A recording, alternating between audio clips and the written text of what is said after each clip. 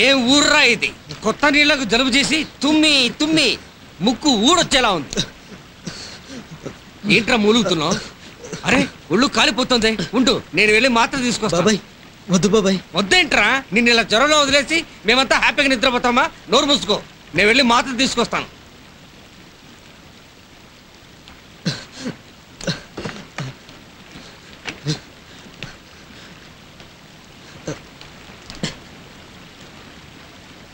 ఒరే హరీష్, లేరా, ఈ టాబ్లెట్ వేసుకో. ఇది వేసుకున్నావంటే రేపు ఉదయానికి లేచి జామ్మని జాగింగ్ బయలుదేరుతానంటావు.